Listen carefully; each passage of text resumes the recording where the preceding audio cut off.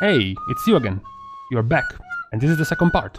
Where did we leave things in the first part? We left them in a place where we have some AoE focused specs in Havoc and Frost, more tuned to Mythic Plus, and then we have some single target focused specs like Feral, more tuned for raids purely due to their weakness in Mythic Plus, due to their damage profile, and then specs that are strong in both, like Assassination, purely because of being a rogue and all the perks that you can get by being a rogue, regardless of the weaknesses of Assassination when it comes to their damage profile in Mythic Plus, their AoE weakness. But now we continue on our alphabetic list of melee DPS. In our alphabet we were left at O for Outlaw, and Outlaw is going about here. Outlaw as a spec is still part of Rogue, meaning you still get all the goodies of Rogue. You get your Shroud, you get your Cheat That and your immunity, you have your mobility, you have your stun, you have your other stun, you have your gouge. As an Outlaw, you still have Kidney Shot because it's now baseline for all Rogues. For Mythic Plus, extra addition of Tricks of the Trade, which is pretty good, whereas in Raids it's minimal. Outlaw slots a little bit more on the extreme side towards the Mythic side quadrant and further away from Raids compared to Havoc as well as Frost when it comes to AoE specs, mostly because Rogue in a raid is going to give you the immunity and the ability to cheese some mechanic and good mobility, but not much else. When you look at Havoc, Havoc can have the immunity like Rogue, can have very good mobility like Rogue, but Havoc also has Chaos Brand. Havoc also has an external CD you can use, Darkness. Havoc can have an offensive Dispel. The instant immediate burst of an Havoc Demon Hunter is also higher than an Outlaw Rogue. It does have more uses in a raid than an Outlaw Rogue does. And similarly, Frost DK, another AoE spec. Frost is sort of in between Raid and Mythic Plus, mostly because of the things they lack. They lack the mobility and they lack the various amount of utility for Mythic Plus, whereas Outlaw, it's just a little bit more tilted towards Mythic Plus. When it comes to their damage profile, single target is pretty lacking for Outlaw. If you were ever wanting to go single target focused in a raid as a rogue, you will most likely go Assassination. In the previous expansions, eventually you would go Subtlety when you outscaled, but never Outlaw. Outlaw was never about single target. So we are slotting Outlaw into a more Mythic Plus focused AoE spec. And after the O of Outlaw, we have the R of Retribution. Retribution, with their insane mobility, is going to take a huge leap all the way over here. When it comes to Retribution, they have the ability to choose a very strong set of cooldowns for either single target or AoE. They still have the problem of their big vacuum between 2 and 4 targets. They just want to use Divine Storm on 4 or 5 targets and Templar's Verdict on 1. In the 2 and 3 window they are pretty dead. This is pretty hurtful when it comes to raids, because you will have often priority targets spawning in a raid encounter, 1 or 2 of them, which is gonna hurt Ret when it comes to that type of damage. Other specs like Fury can use Whirlwind to duplicate their single target damage on them at 50% effectiveness. Arms can use Sweeping Strikes. Demon Hunter is going to hit everything anyways. Outlaw has Flurry. Frost DK has about 7 cooldowns to use, but Ret, 1 target or 5, so that hurts them for raids and not as much of Mythic Plus. You will see that they are actually not that far away between AoE or single target.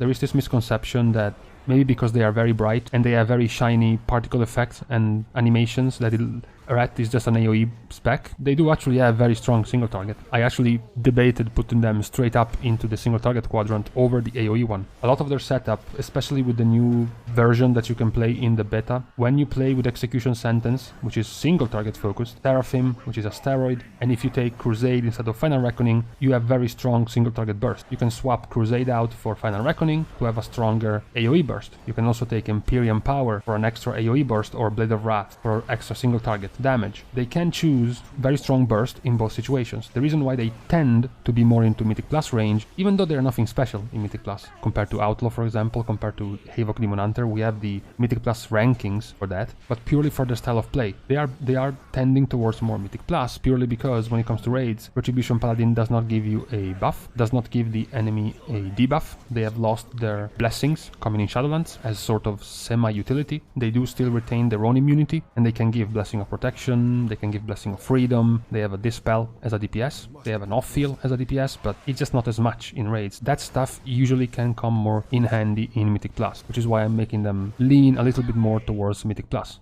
But their damage profile is similar for both AoE and single target. It's just very burst focused, and they get to choose with some talents and legendaries that lets them choose a little bit more their damage profile. Another big hit to their raid value is their immense lack of mobility, which is not hurting them as much in Mythic Plus. This is why Ret fits in this slot.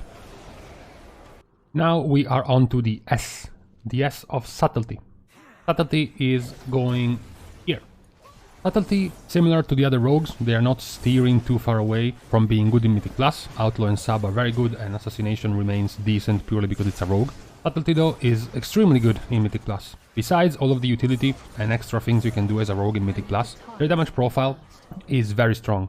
They have gotten a slight nerf in AoE with their Shadow Vault, but that wasn't the problem. As I mentioned in the previous Mythic Plus video ranking for Subtlety, that's not what they are strong at. They have the best damage profile when it comes to tunneling damage on a single target.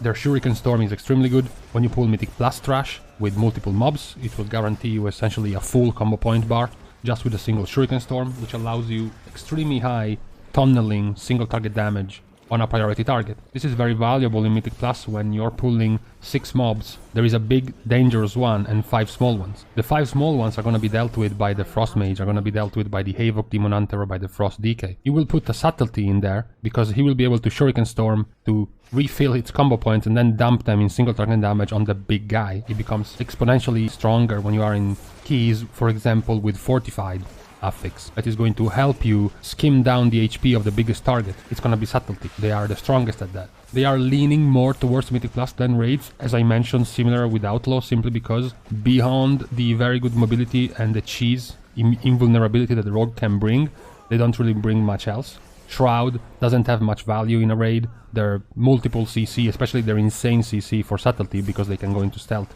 multiple times, and their chip shot usage is very devalued in raids compared to Mythic Plus. Their ability to funnel combo points to the crazy extents like we saw in Zul, in Uldir, doesn't happen that often in raids, whereas it's gonna happen every single time in nearly every single trash pool of Mythic Plus. That's where Subtlety is going to end up. Now that we have finished both Outlaw and Assassination together with Subtlety, we have the picture of Rogue. Outlaw is moving closer to the AoE side than the single target side. Assassination is going to be the opposite. Outlaw is also going to be more tuned towards Mythic Plus, whereas Assassination is going to be tuned more towards raiding, and Subtlety is going to be sort of in the middle of the two. And in this case, for the better, as overall the more complete spec compared to Outlaw and Assassination. So if you were planning to play Rogue, what a surprise! You have plenty of options that are going to be very varied in the type of content and the type of damage profile you want to have. So you are pretty safe if you were thinking of playing Rogue. I'm shocked. So close yet so far away to the Subtlety Rogue icon. You were almost there, but no, you have been found out. You're gonna end up here. Survival Hunter's damage profile is very single target oriented. Their cleave is mediocre, their AoE is terrible.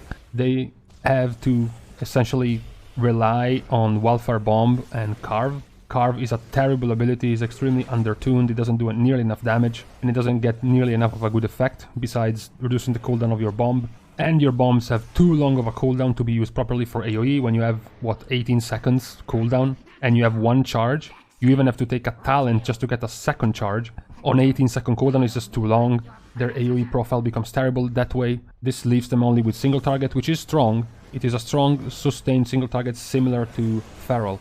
Feral ends up in the raid quadrant and Survival ends up in the single target quadrant because at the very least Feral has more utility, has more things to do in a raid, whereas Survival doesn't even have that. Survival is in between Raid and Mythic Plus. This time, unlike Subtlety, which is there because it's sort of like a mix of everything good, Survival is floating in the middle of Raid and Mythic Plus because it's bad in both. It doesn't bring much to either, it doesn't bring a debuff, it doesn't bring a buff. As I mentioned before multiple times, it feels like a forgotten spec. You have talents like Mungus Bite and Wildfire Infusion and even Guerrilla Tactics, which should have been just baseline abilities, baseline passives, and yet you are locked into this talent tree with these extremely strong picks compared to everything else, and they are shit picked, and that shows you how shittier all the other picks are. So for now, to me, Survival remains in this limbo. They have strong sustained single target, but not enough of anything else. So this is where they're gonna sit.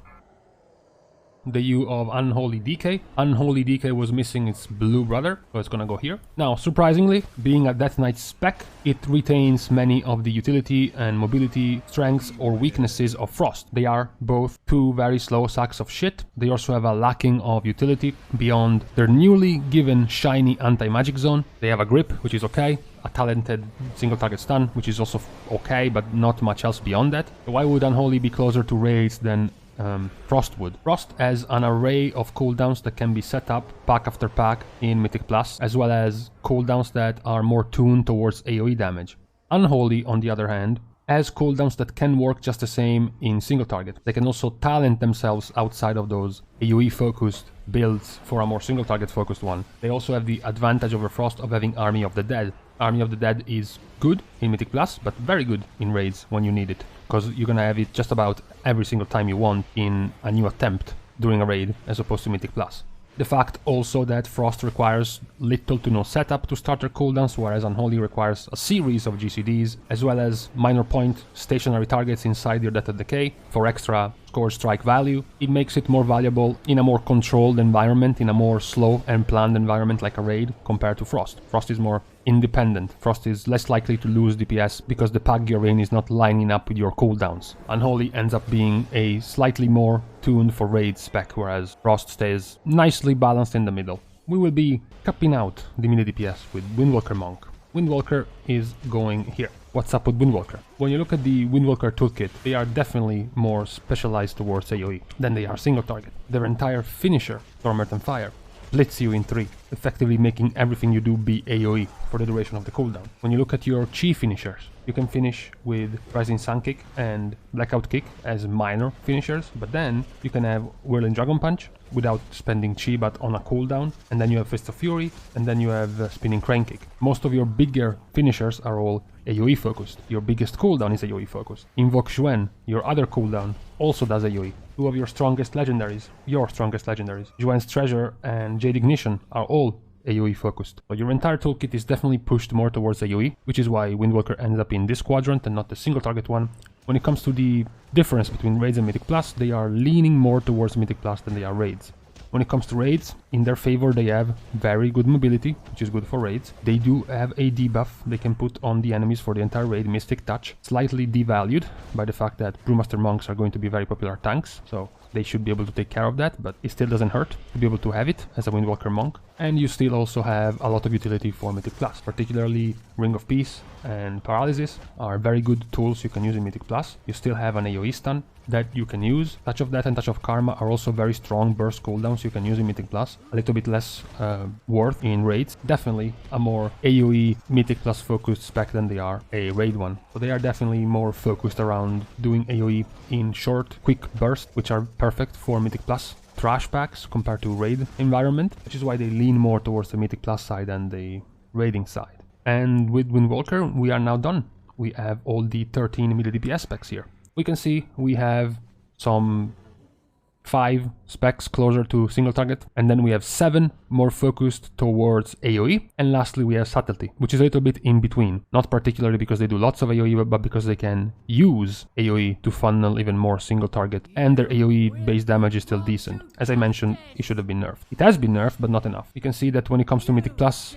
focused specs, things like utility, immunities, cheat deaths, skips are very important, and less important when it comes to raids, as well as being burst focused is more prevalent in Mythic Plus. For example, I do believe the sustained AoE of a Fury Warrior is going to be stronger than the sustained AoE of a Windwalker Monk. The problem is you don't do sustained AoE in Mythic Plus, so Monk is always going to have better AoE than Fury. The same way an Assassination Rogue is going to beat a Havoc Demon Hunter in single target sustained fight, which is not going to happen in Mythic Plus, except for tyrannical bosses. So now that this is done, I'm going to go over the range DPS and finish that up. We will then do the tanks and healers, 1 video each. It should be pretty short, they are 6 specs each. In the meantime, you guys can just maybe look at this, cross-reference this to the fun rating and see which one you are leaning towards the most right now as your main, which category of damage profile or which category of activity interests you the most, and as a result which specs currently interests you the most, and let me know. In the meantime, I'm going to